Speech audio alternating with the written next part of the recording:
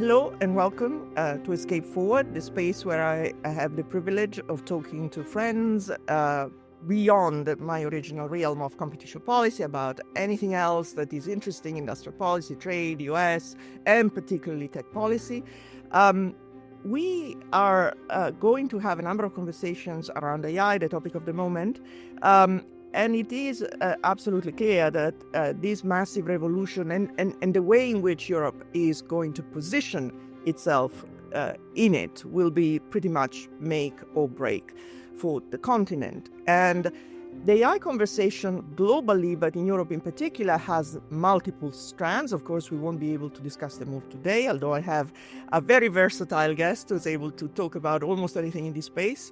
But we'll pick a few particularly salient themes, something which is of global interest, the whole discussion around end of work apocalypse, is AI going to kill the labor market, and in a related way, the end of software, what does that mean, the power of agentic AI. We're going to have a conversation about what is the position that Europe should take in all of this, what should Europe bet on, sovereign AI, sovereign industrial AI, and then to conclude a discussion around power, which is very salient again in this space, governance, the role of regulation, and so on. Of course, there are other things, many more, but we are not going to have time to discuss them all. But I'm especially delighted to have with me to discuss all of this Luis Garicano, who is someone who's been defined in another setting as not your usual academic economist. Although he is a fully fledged academic, he is a professor at the London School of Economics. He was also for 3 years a member of the European Parliament, so he's had the opportunity to see how the policy sausage is made from the inside, and is most importantly for our purposes, someone who has written and speaks and talks very extensively about AI. He has a very popular column Substack called Silicon Continent, which has a huge following, and he's writing a book which is coming up in May, I believe. I hope so. Hope so. On one particular aspect of the whole discussion, and this is really where we're going to start.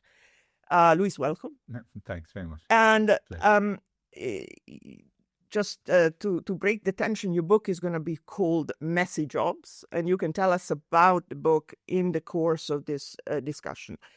But I want to start framing the issue a bit, particularly right now. The labor market implications of the AI revolution are very much being centered to discussion. There has been a serious paper that's been published at Stanford, Brynjolfsson and others, called Canary in the Coal Mine. This has done the rounds. It's a very well-known paper, which is the first in-depth study of the impact of generative AI on labor markets, and it does show, based on extensive data, that the younger generation is disproportionately being affected by the AI impact. Then there has been in the news a number of pronouncements from Daria Modei, Anthropic, from Mustafa Suleyman at Microsoft AI, again loading this notion that we are going to see extinction of certain types of white-collar jobs in the next 1 to 5 years. All of this will disappear. And of course, it's echoed very broadly in the policy dimension. There was a posting by Alexandra Giese, the MEP, the Green MEP, who went in depth into the implications that can be seen in the statistics in Germany. She says in February, more than 61,000 IT professionals registered as unemployed in Germany, up 23% from the previous year. Posting for computer science masters have collapsed by 46% since 2023, and so on. So she's describing the situation in Germany as pretty serious. Jan LeCun and yourself, Jan has said, these Modei and Suleiman things don't listen to them. Don't listen to them. It's pretty nonsensical. And you have been, I'm coming to you, quite vocal. You have one issue of Silicon Continent last week that's really responding to this and anticipates the arguments in your book. So let me give you the floor why do you disagree with this? And I take that your take is also different from the one of Alex Imas, who says, well, if everything is going to become so cheap, if the marginal cost of doing all of this is going to decline, then we're going to see a shift towards more relational employment types. So, you're going to see more nurses and personal trainers and so on. And that's not also a take that you agree with. Take it away and tell us how you see it. Okay, that's a broad question. I'll try to do my best. So first on the position of our overlords, tech masters of the world, the Darío Amodei and company. So I think they understand technology much better than either of us, or much better than anybody. So I'm not going to dispute their view on technology. But I honestly think they have no idea what people do in their jobs all day.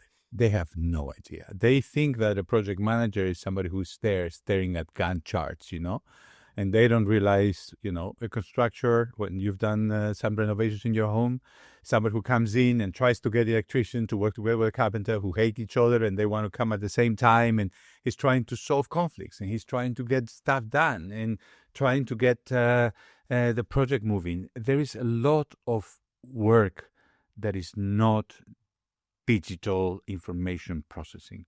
So the point of my message jobs and the point of the article last week on Silicon Continent was to say, look, there are two basic types of jobs that are kind of, quote, let me call them safe, and two basic ideas on how we should think about what is safe. One's indeed Alex Imas' idea, which he posted in a beautiful post in his own blog. Which talks indeed about the demand side. It's like the demand for humanness. Human beings will always want work done by humans. Hence, there will be artisans, and you think of Japan. In my book, we talk about the 𝗱𝗶𝗹𝗶, right? People don't want the perfect ceramic, which is obviously being done by IKEA, and not to disparage the ceramic here. They want the ceramic which has some imperfection that shows the humanness. So that's one side. And I agree with Alex that jobs, as the price of the digital services compresses, the sectors that are human intensive expand, because the income of people goes up and people want to spend in that kind of thing. We know it empirically. People, when they grow richer, they want to spend in holidays, in restaurants, in vacations, in things that are human effort intensive. But also because the relative prices change. The electricity revolution meant lighting became free. Illumination was basically free. And so a sector that was very important now doesn't consume anything. The agricultural revolution means agriculture is free, and the income gets reallocated to the other sectors. So that's one argument, and it's a good argument. The argument I'm making in messy jobs is a different one. It's the supply side. And it's indeed about, regardless of whether people have a taste for humanness, there is a lot that human beings do. And I basically talk about two aspects which I think are important, and I call this messy jobs overall. One, by the way, the book is with two colleagues from Hong Kong University. One's my PhD student, Jianhui Wu, who's now chair of the department there, and the other one's Jin Li. So one is the idea of weak and strong bundles. So jobs are not just individual tasks that you take out the task and the job just disappears. Jobs are bundles of tasks. There are a lot of things that go into being a radiologist. So the example that we start the book with is the famous Geoffrey Hinton prediction of 2017. Oh, don't do radiology. There won't be radiologists anymore in the future. Why? Because he thinks the job of a radiologist is to stand all day staring at X-rays and deciding, yeah, this is cancer, no, this is not, etc. That's not the job, right? The job involves talking to the other doctors about the diagnosis, talking to the patients. It means deciding on treatment plans. It decides on training of juniors. There is a lot that goes into the job. And there's a lot of shared context. So when you take the diagnosis out, you don't just empty the job of content. The content's still there. So a strong bundle that holds together, is a set of tasks that even when you automate one of those tasks, it doesn't fall out. It continues being part of the job, part of the bundle. And as a result, automating that task doesn't mean the job gets weaker and less useful. It actually gets complemented and stronger. So that's the first idea, the idea of strong bundles and how technology makes a strong bundle actually more productive. The second idea has to do with authority and has to do with implementation of decisions in organizations. Why do we meet all day? Why do we have, what is it that this contractor that I was talking about at the start is talking about? What is the manager in the company doing? Yes, partly it's processing information and part of it is going to get solved. But we make this experiment to our readers. Think of the morning run at 8 o'clock in the morning. Let's say someone who's listening to us, Cristina, is a parent. And suppose you have the best AI in the world and you're a parent. What is the AI going to do? Well, it's maybe going to schedule your day better. It's going to send some emails to the teachers about kid being sick or whatever. Fine. Is your 8 o'clock morning run going to be different when a kid just starts stumbling and saying, I'm not going to the swimming pool? What do you do as a manager of the household? You talk to the kid, you tell her, hey, come on, yes, we're going swimming. You need to continue swimming. You then, other crisis happens and you go running into the kitchen because the milk has been spilling over. Well, there's a lot that is going on that is not information processing, that is solving conflict, using the authority, taking responsibility for the decisions, being there. And a lot of that authority has to do with contracts that are incomplete. Nobody really ever can take the LLM. Here are the things that will happen because nobody knows what the world is going to look like. It has to do with things that are hard to enforce. It has to do with relationships and trust. You cannot buy trust. I come here because I know you and you know me and you know I'm not going to say, or I know you're not going to ask, whatever it is. There is a long relationship that you don't buy and you don't sell and the agents don't have. So all of those things together make the job messy and mean that this view of Amodei as, the consultant is somebody who just clicks PowerPoints. That's not what a consultant does. So let's challenge this because, of course, I do hear you, and of course I agree with much of what you say. But agentic AI is evolving incredibly fast. True. And it's kind of doubling its capabilities every 2-3 months. And I know people who are today doing things that were unthinkable 6 months ago. They're running an entire business with an AI agent. And it's not just the process flow and the well-defined tasks that are being taken by the agentic AI. This is all sounding very sci-fi. But I know that there is a view out there that goes beyond the notion that what you can automate is process flows. That actually the agentic AI is going deeper and deeper into the tasks and will be soon able to also optimize across these more complex decisions. So what I'm seeing is that there is an incipient and very unknown world in which these capabilities are developing. Of course, if you look at the last year and a half, we've gone incredibly fast from just using ChatGPT at work and asking a few questions to process flow automation to now going into this unknown in which you have models that can create marketplaces in which conflicts are resolved. I'm not sure that is happening today, but I hear a lot of people who are saying this is around the corner. It's pretty much now.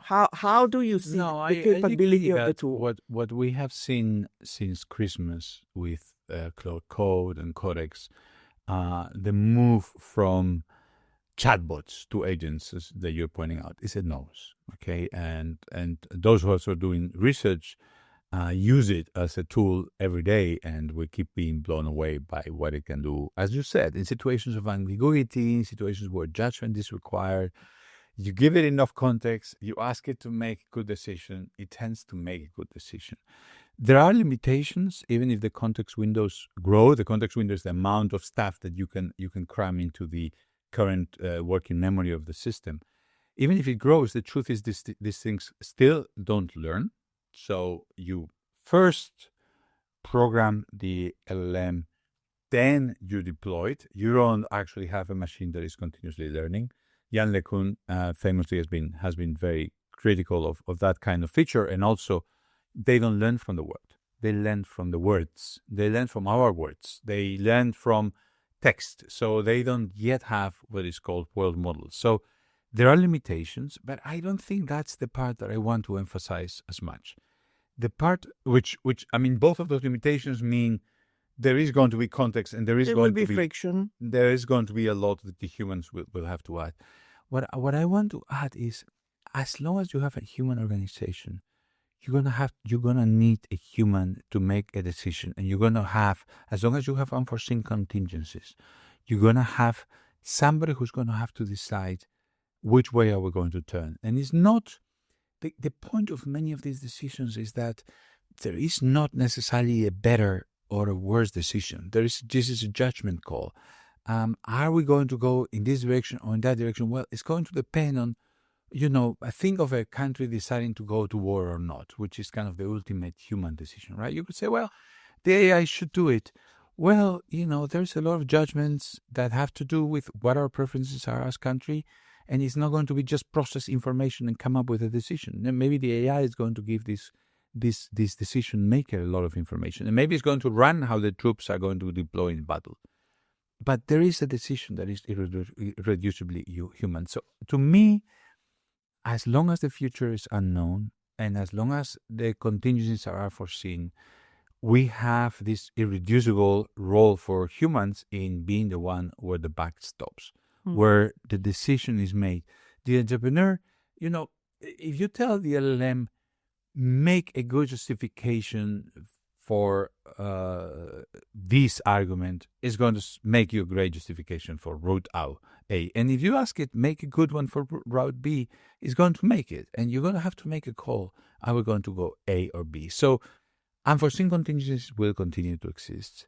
Human conflict will continue to exist. You can say, well, what about an organization that's purely agentic, a top manager with lots and lots of agents? Yes, that can exist. And I think we will see a lot of one-person companies, right?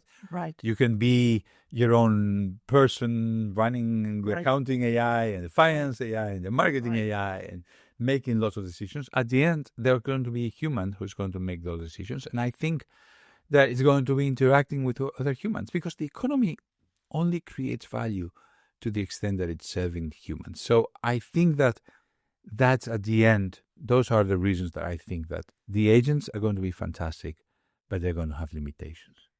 We look forward to reading the book. Yes. So it's not the end of work as we know it, but let's narrow it down. Is it the end of software? We have seen software extinction, or at least predictions of that. Shares have fallen because essentially we seem to be going from a world in which writing software, writing code was a thing. It was also something that was, of course, demanding and clunky and was bespoke, and it did require a lot of human hours. And this is now shifting into a world where the production of code essentially has zero cost.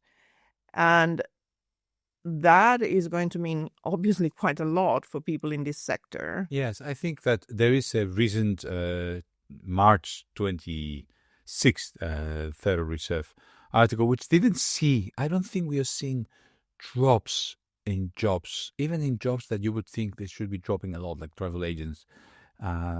Recent Stripe economics team. Yeah, we're not seeing a lot of drops even in those, but we don't see increases. So you mentioned the canaries in a coal mine. There's been a lot of discussion, as you know, about did it start counting already the jobs that were falling because of the big COVID. During COVID, a lot of digital jobs were hired that were not as necessary when we went back to the real economy. There is discussion there, but there is a Federal Reserve article from I think one of the authors, Crane, from March, that talks about 500,000 less coding jobs that there would have been. It doesn't say we have lower coding than before. It says that the trend has broken. So I think that's fair. And I think that the point you're making is correct, which is, and I agree with that point, which is to the extent that companies depended on making complex software that was integrating lots of things, that's kind of going to be much less. That competitive advantage they had is going to be much less strong. The competitive advantage is going to have to be on, do they have some lock-in from customers? Do they have some data? If they have some data layer below the software, then they continue to exist. I mean, Bloomberg, for example, just to give one example, Is it just a set of tools on a lot of data that is commonly available to everybody? If that's what it is, then Bloomberg will not be able to charge a lot for the terminals. The ones that have lock-in will persist. I mean, to me, an example is my most hated piece of software, which is Outlook. When people talk about agentic AI, I ask them, do you really think Microsoft, rather than automating like Suleiman thinks and Amodei think, 50% of the jobs will go in 2 years? Do you think they'll fix Outlook in 2 years? I mean, we're waiting for them to fix Outlook for like 2 decades. And that hasn't happened. My Outlook is worse than it was 2 decades ago. So they have a competitive advantage. Why? Because my company, in this case, the London School of Economics, doesn't allow me to pull my Outlook email and put it in Gmail like it allowed me 10 years ago. And so I have to be on Outlook. There is a competitive advantage. It's sustainable. It has to do with, corporate acquisition policies. Those things change slowly. And I think that's part of what Aria Amodei and company don't understand. Implementation is a huge barrier. There are many police departments. I did a long study on police departments. I had all the data from all police departments in the U.S. in 2010 about their IT acquisition. Some police departments had used the IT to make CompStat, geocode crimes, deploy policemen, get better crime solved. Many police departments haven't. And the reason they hadn't done it was, they're humans making these decisions and they are not changing the way they do things. We could have electronic administration like in Estonia, and we don't. So a lot of those obstacles have to do with barriers that are not technological. It's not just, is the software, can you do a better email program than Outlook? For sure, you can do it tomorrow. Why is Microsoft entrenched? This is stuff that you are an expert in as a competition expert. Well, for many other reasons that have nothing to do with the software being marvelous. So we're all loving it. Quite. No, that's well put. Let's move to the next subject, because I think this is a discussion also that is very, very central in Europe right now. The next topic is really what can Europe do and where should it really throw its weight when it comes to AI? I think you and I completely agree that the race for LLM is lost in Europe. We are not going to be saved by Mistral, deserving as it is as a company, and we love it and we love to see it, but the LLM race is over. There is a narrative that is very predominant, very relevant in Europe right now, and it has percolated all the way to the political sphere, which is, okay, well, we lost that one, but we are going to win at the industrial AI battle. We, indeed, in Europe have special capabilities which come from our tradition. We are incredible engineers, we have machinery, we have mechanical capabilities in pharma and all that.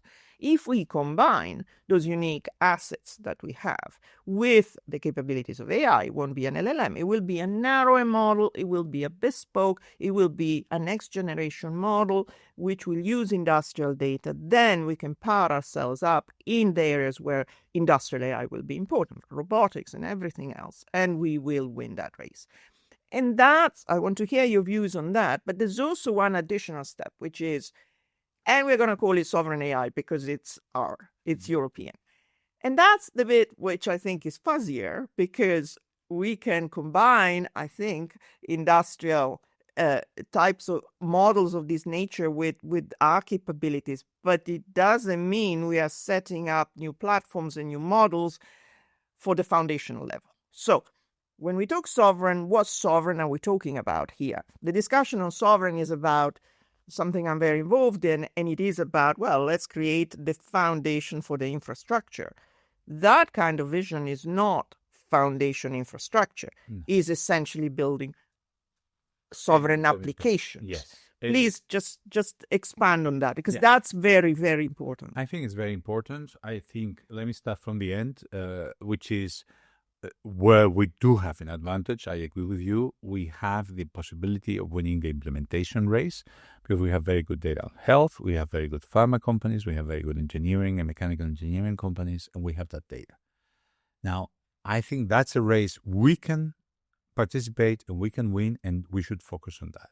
But let me now go back to the beginning of the layer, to the lower layer. So the infrastructure starts with a machine which only Europeans can make. Great, ASML. We make the machine that makes every single chip in the world. The one that actually etches the ultraviolet with extreme ultraviolet light, the silicon. This is made in the Netherlands. So you could say, okay, we have the beginnings of something. We cannot really leverage that. The reason we can't leverage that is because a lot of the technology that goes into this machine is American. A lot of the patents are American. The light source that goes into this machine is from Citrix, a San Francisco company, San Diego company. We cannot really leverage that. So let's go to the next. If we try to leverage that, Americans would just, it's not going to happen. Next layer, we have the chips, and the chips are NVIDIA and TSMC. We are nowhere in that race, sadly. Do you not see, just as an aside, any opportunity for Silicon Saxony? Do you not think that Germany will say, hell, we need to invest now in chips for cars and self-drive cars, and we'll need to power that up? Do you think it's still impossible? I was driving an Audi for 10 years. I mean, a beautiful piece of mechanical engineering. I had to get rid of it and not promise not to drive it again, because they were trying to use their own software. They weren't trying to just let you plug the Android. They didn't want to be a dumb pipe. So they said, no, we're not going to be a dumb pipe for Android or for Apple. We're going to have our own software. And to be honest, they never managed. And to my knowledge today, they haven't managed yet. Yeah. I have been in the Mercedes of a very high-ranking German official recently who gave me a ride to a conference. And the driver was complaining about this software that never finds the way. You're like, okay, let me use my Google Maps. So chips, yes. Chips and software is not necessarily something we are going to be able to do. The levels of investment, I think, when we talk about chips and we talk about the foundation layer. So chips is NVIDIA makes the design, and some others are doing it as well. Google, etc. TSMC manufactures them in Taiwan. That's kind of Samsung as well. That's kind of, we should be able to do something at least at some of that, but we can't because of the levels of investment. And then comes the foundation layer. The foundation is the LLM, the actual OpenAI, ChatGPT for our list. Well, there's the data center. And then there's the data center where this foundation layer is running. You're right. One more layer. Let me just go to the LLM 1 second. The LLM race involves training and inference. Training these models requires enormous investments in data centers. We're talking about between 4 of these companies that are investing $600 billion. If you remember, I don't know if the announcement should be believed at this point. I think it probably should. The Stargate investment was just one data center. One investment was $500 billion. To give our readers, to our listeners, a sense of the order of magnitude, that's like 4 times the entire public and private R&D of all of Europe. It's much unfathomable. It's unfathomable. I mean, you couldn't start. I mean, when you hear Europe talking about, yes, we're going to put 10 billion on this, 5 billion on that, we're not in that race. We cannot think. I mean, I think that's done. Yeah, that's that. Okay, so let's take that as a given. So what can we do?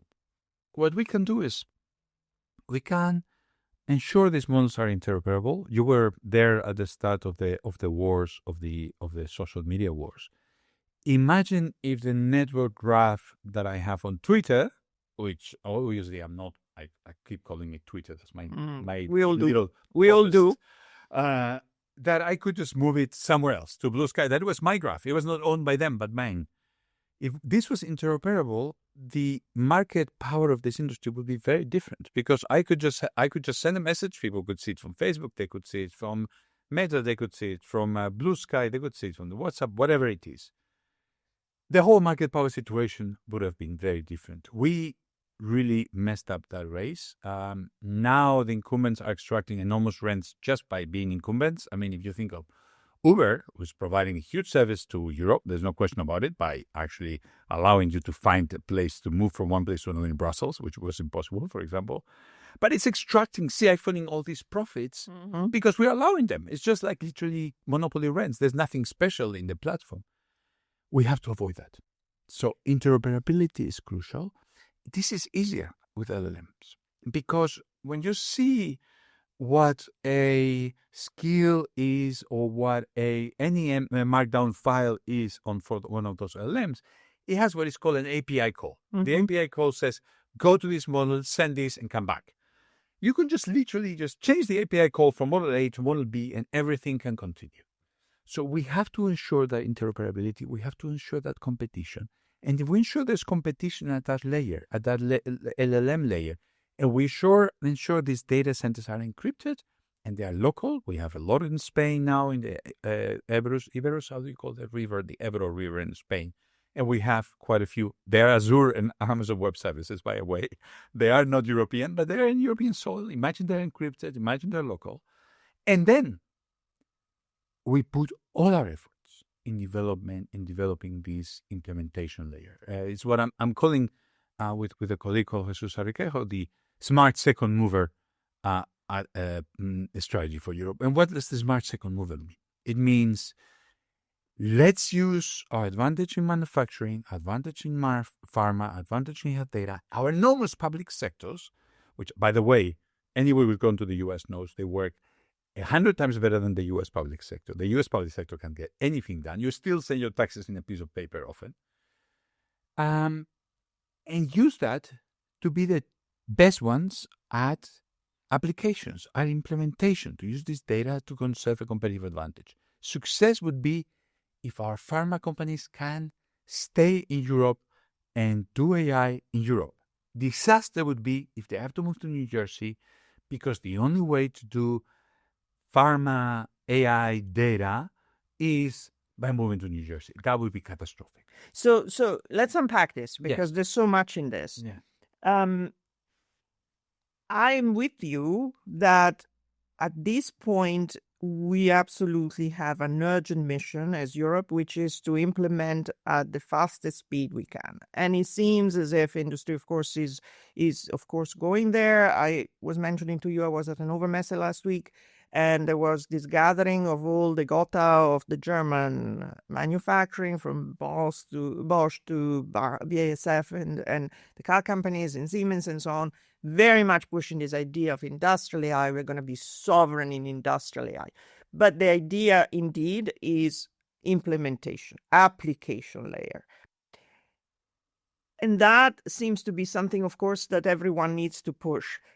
The concern, though, remains, you start with a big premise. If we can ensure interoperability, and if we can ensure that all of this is benign, and if we can ensure that access to all of this foundation layer remains benign and possible, then we are off to the races.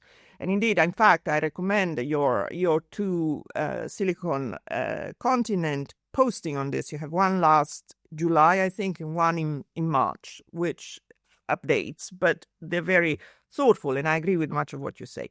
But let's not just kid ourselves. What we are saying is that ultimately the overlords remain the overlords, in the sense that the platforms and the models, which are going to be the foundation for all of this, remain what they are. And they worked incredibly hard to make them extremely attractive and fluid and so on. How will we avoid rent being extracted? You say, if we can ensure interoperability. We failed miserably. We did. With every attempt at ensuring interoperability in Web 2.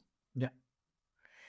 We can't repeat that failure. I mean, what makes you optimistic that we can? So a couple of things. So let's talk about the one success, which is PSD2, which is the financial interoperability. So the banks are forced by European, or we often complain about European regulation, they are actually forced by a European regulation to share, if the customer gives the consent, the data of the customer with the startup, so that the startup can enter. So we did do it once, and we've had a very successful financial ecosystem. So it can be done. Now, the LLM race is very interesting because, first of all, we are seeing that the lock-in, I mean, I won't say it won't happen because memories might start developing, but the lock-in is not happening at all. Like, we go from like, oh, incredible what Gemini did. It's so far ahead. I remember in November, And then you go to Claude. And then, boom, 1 week later, Claude, and 1 week later, Codex, etc., etc. And this is changing all the time. The open models, in this case, sadly, many of them Chinese, are kind of 6 months behind. What these open weights models give you is they give you credible threats, right? It's not the frontier, and maybe the value of being the frontier is so enormous that 6 months is huge, but they keep at least the level playing field. They keep the ability of these guys to go to the sky with prices. They keep it limited because people have an alternative. To the extent that we have an open weight ecosystem, to the extent that, as I was saying, it's not as difficult to just change the API call. So to our listeners, the API call is, so the program here is just a piece of text. You just write text saying, do this, write in the style of Cristina Caffarra this text, and the thing does it. The API call is, which LLM are you going to use? And you give it your big encrypted key, and it goes, it picks it up, and comes back. That particular thing is the one thing that you can just literally in one line change from one system to another. So I think that technologically and the way the race is evolving, it does look like switching costs are much lower than with the Facebook case where everybody wants to be, or WhatsApp, everybody wants to be sending WhatsApp on the platform where all their friends are in WhatsApp. Obviously, we would all wish that you could send your WhatsApp message and it arrives on the Telegram app of somebody else, but that didn't happen. I think it could happen here, both because of the nature of the technology, the way we are seeing the race evolving, suggests that it's clear there's gigantic value created by these people. You're right, they're doing a big effort to put good scaffoldings to make sure it works very well. It is not clear the value capture stays at that layer. And I think that difference, when you hear them talk, and they talk about how fantastic the systems are. Jensen last week in a podcast with 𝗀𝗏𝗏, the CEO of NVIDIA, he was talking all the time value creation. I mean, this is really about value capture. And if Europe can be smart about the value capture, which I agree with you, I mean, we have failed. But let me remind you of two pieces of legislation that I've been critical with in the past, which are DMA and DSA. Those are two pieces that we haven't used that give us a lot of bargaining power if we want to use them. The fines that you can put under those pieces of legislation are very significant. So a lot of these things are tools that Europe has that it can deploy. Now, we know from Thunberg, Trump is not suffering European fools gladly. We're going to have to find our resolve, but this is existential for us. So agreed that it's existential. I'm more interested, or at least more optimistic, in the potential for the technology to somehow prevent rents being sucked away in the way we've seen happening in the previous world.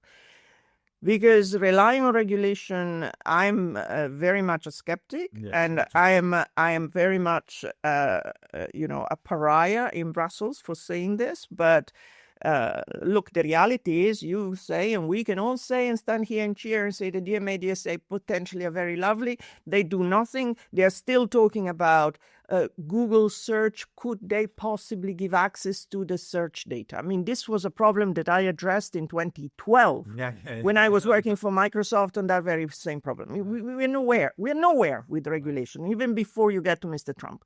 So, I mean, I'm very radical on this, and I don't think regulation can take us there. I am of a similar view as you. Yes, but what you're saying is that the hope is that the potential for value capture from the handful of people who have put all of this into all of this investment into it might be lower if we are smart enough to actually create the condition for capturing that value ourselves through the applications. Yes, I think that's what I'm saying. Doesn't the resilience piece worry you? How exposed are we? Because, as you know, much of the narrative behind sovereignty is we're exposed to weaponization of that kind of layers. It can be something that's weaponized against us, by an administration that is not favorable to us. So we remain exposed to that. Let me separate two things. Okay. So yes, I think we can do a lot. And let me just be clear on regulation. The main impact on regulation up to today has been to hamper European companies. So I've been very critical of the AI Act, the appendix, I think is 3, the Annex 3, which makes high risk every application of AI to education, to health, to many things. It's insane. GDPR has clearly hampered European companies without really doing much to help. So I think regulation has to be used to help Europe rather than to hamper it. We are not, the Brussels effect doesn't exist. We're not the regulator. That was the dumbest thing ever. The dumbest idea anyone ever came up with. Oh my God. This idea, for those who are not familiar, the Brussels effect is the idea that, we are so important. We put the rules for everybody. All the rest of the world will have to follow. But that was so popular because, of course, it was flattering to the bureaucrats. If you're a sad bureaucrat and somebody blonde tells you have a sexy effect, then you are going to be very happy. You are a member of the European Parliament and you're thinking, I'll do this rule and I'll rule the world. No, you won't rule the world. You'll just mess up Europe. That's what ended up happening. So on the regulation, that's my view. I was just saying we have tools that we can use in a bargaining game. It's hard. Mm-hmm. It's a hard game. Now, just saying, let me put it in the most extreme way to make it sharp to our listeners, which is the kill switch, right?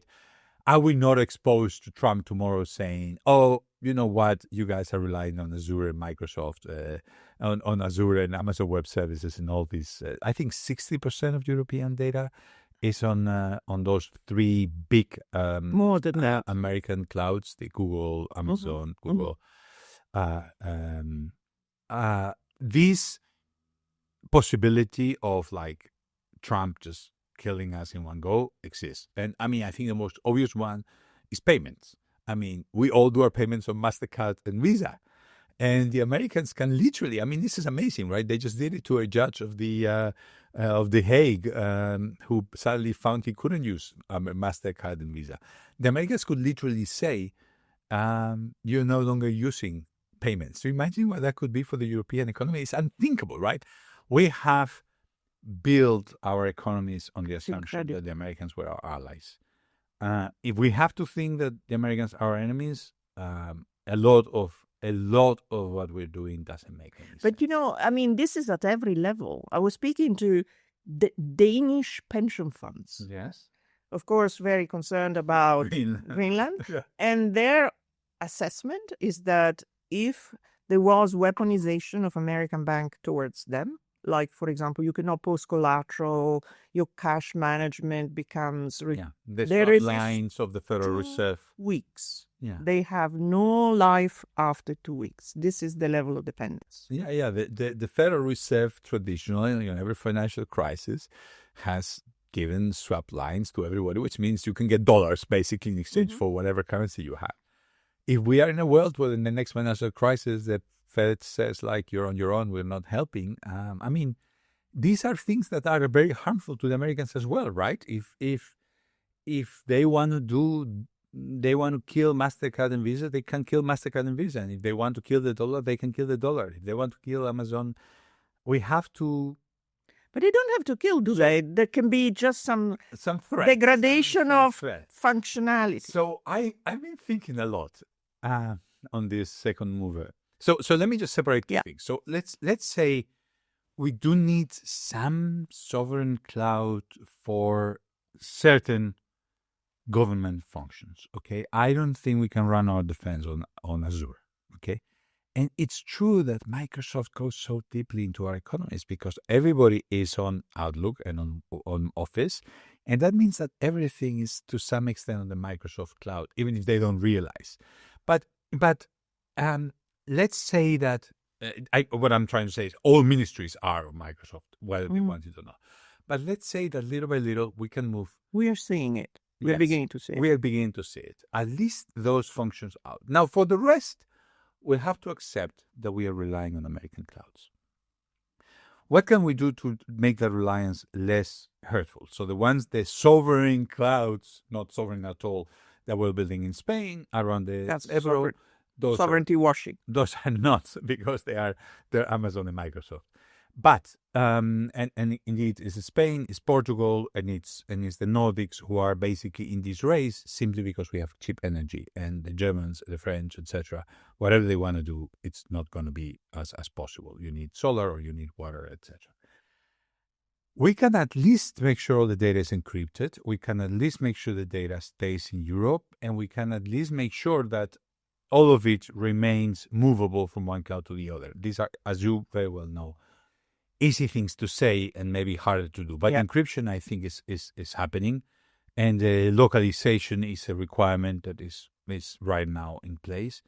It is true that the 2018 Cloud Act in the United States allows the U.S. government to get access to all the data that is in these clouds. This is what Microsoft had to admit in front of the French Parliament under oath. Yes. There's no way around it. This is no way around it. This is federal law. They are an American company. They are going to... So there's no getting around it. Around this. There are no ifs, no buts around it. So let's... So that's why I think... the notion that we need some sovereignty, it's very dear to my heart, which is never going to be replacing. People use emotional words like decoupling. I'm not suggesting any of that, but we need to create some capabilities that are really local and not just washing. But let me. I think we are very much on the same line. I think that what I'm trying to say here is this. First of all, let's not shoot ourselves in the foot by making regulations as if we are the regulator of the world. That I think we should all agree. Let's not shoot ourselves in the foot by trying to invest in a technology we're never going to get. Let's focus all our efforts on the implementation layer and in interoperability. Is this a sovereign solution? No. Is it going to give us to me, if it gives us a solid shot at capturing value, that's sovereign enough for me. Well, because you go to the other point that we've discussed in the past, which is, to me, much of the discussion around sovereignty is not the kill switch, is about productivity growth, but it's productivity growth that we need to just ultimately power up. Yeah. And this gap in productivity growth between US and Europe is not going to be even narrowed if we don't invest also in our own stuff. And this is really the important point. We need to absolutely power up investment. And yes, at this stage, when it comes to it, it's probably going to be just application, as you say, I completely agree, not LLMs, but we need to invest absolutely urgently in to the extent that we can create layers or pieces of this infrastructure that are ours, it also contributes to that. Yeah, yes. But if the rents get extracted, that growth is going to go somewhere else. So yes, I agree with you. I mean, I am very much on that line with you, which is at the end of the day, it's about growing, creating prosperity for Europe, and creating prosperity to pay for our growing welfare states. I think the only countries that have growth as an objective in Europe right now, coincidentally, and I'm going to write about this hopefully this week in my blog, are the ones who are closer to the border with Russia. Those are the ones who are not thinking of, increase pensions. They are thinking of, we need to invest because we're in trouble. The further you are from Russia, the less you are into growth. Because they are like, let's just enjoy life. Is nice. Yes. Life is nice. But yes, growth is the objective, and AI is the tool that is going to deliver that productivity growth. That's the pitch. And the way to do it is with this implementation. So I very much agree. Last part of the conversation, but I think it's an important one. We haven't touched on it yet. You and I are on the same page. The important thing for Europe is growth. We need to just run at it. But there's a whole kind of school of thought that you know very well, which is about the notion that all of this structure is very worrying from the perspective of what world are we going into. So we know that this infrastructure is essentially funded and powered by a narrow set of oligarchs, and it's not just the traditional platforms that can be perceived as slightly more benign, the Microsoft or the Google with all the misdeeds. But there is a whole generation of oligarchs that are, from Musk to Alex Karp to, Peter Thiel, and, all of that generation is perceived as being quite sinister and having quite sinister objectives in many ways. And there is a whole discussion out there about what kind of world are we getting into with this AI? Instead of democratizing the use of resources, we are essentially actually allowing governments to push them in the US in the hands of this very narrow oligarchy, which is going to use them for making enormous bets and enormous amounts of money in ways that are not necessarily good for the kind of world we want to live in. I hear all this, and, people like AI Now, people like Brian Merchant and Karen Ho, they're saying things that I relate to. The realist in me is like, it's over. This stuff isn't going to go back. I don't know what a handful of nice civil society think tank people are going to do to stop this, or how they're going to implement the governance they're talking about. This is my ultimate concern. When I hear people saying we need to prevent this from going in this direction, being removing agency from us and taking us back into further techno-feudalism, it's all very nice. But what exactly are we going to do with what tools? Because the regulators we have, not because of their own, they're nice people and they try hard, but we have shown we cannot regulate making pizza in the kitchen. So how are we going to stop or impose governance on this train? So that's a great question. Let me give one very positive part of the LLM as it is and as I think it's going to develop. Social media was a very democratizing force. We could hear everybody, so we all thought this is going to make Arab Spring type, like the people power. It didn't work. It didn't work, and the reason it didn't work was not only because of the oligarchs running it, but because it allowed people to fragment it and it allowed everybody to have their own truth. One thing that we are noticing about LLMs is that it's very difficult to have a manipulative LLM which is useful. If these guys want to sell compute and intelligence, they need to bet on making these machines intelligent. When Musk tried to make his LLM anti-woke and political, he got this 𝗱𝗃 Hitler, remember? Which was this, there was a time at which Grok was saying crazy stuff, Nazi crazy stuff, and he had to shut it down. He discovered that if you try to put ideology into this thing, it's going to go into like this really deep end, which is not very useful for actually doing law or doing whatever it is that you need these machines to do. So LLMs might bring us back to a common shared view of what is true that is not necessarily a manipulative one, because what they do is they actually get their value from solving problems. And so in some sense, I think the LLM is a more benign technology that people believe. And I also think that some of the labs running this, like for example Anthropic, are if anything too concerned about all of these things. I mean, they've always been very concerned. They have a constitution. In fact, they're shooting themselves in the foot all the time by exaggerating the risks. So it's not necessarily the case that dark future is the one that is in front of us. I do share the view that there is a generation of kind of scary oligarchs that you mentioned. I don't think that the technology at the moment is going to give them the possibility of manipulating in the way that other technologies did.